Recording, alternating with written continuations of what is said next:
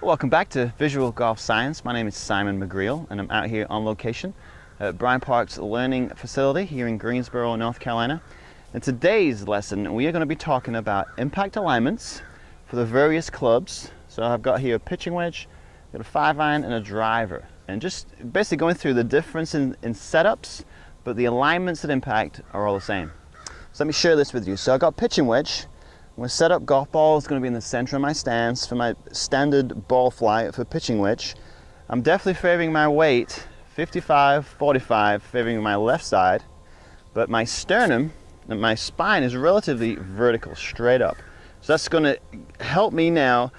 My swing center, which is going to be the left side of my spine, my sternum, now is going to be placed a couple inches in front of the golf ball. That is where I want to bottom out my arc. So you can see at impact, weight's going to be always 80-20 roughly for a full shot. That shows me I'm striking the ball first and then I'm going to hit the ground afterwards. But you can see left arm on the club in a nice straight alignment. That's how I'm going to find the sweet spot consistently. So weight's on the left, stay there, hit down and through. So obviously that worked out pretty good. Let's go with 5-iron. So same thing, but my setup is going to be very slightly different. Very slightly. I'm not sure what English that is, but very slightly. All right, let's start here. Setup's going to be the same. Now my ball placement is definitely moving from center now, in between center and left heel. I'm about an inch or so off my left heel. So now my spine is going to be angled slightly back than the wedge. So that's definitely going to help me now swing a little bit more on the upswing. I'm still hitting down, but my spine is angled back, tilted back, so I'm able to create a little more loft on the club than per se the pitching wedge, that same technique. So if I wanted to hit the highest shot, this is kind of how I would do this. All right, so we'll get set up. Got my weight again, a little bit favoring that left side, but my spine's leaning a little bit away, and let's see what happens. So that helped me get a little higher ball flight, but I still hit it about the same.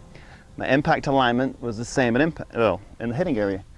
All right, lastly, driver. And I'll just get this guy in the ground. So again, same deal. Now my ball placement is definitely in front of my left heel. You can see my spine now is even more leaning back, tilting back, again, because I want to increase loft on the golf club so I can hit it pretty high. So I can get a higher trajectory, so I can get more carry and more distance. So that's kind of what you want with the driver.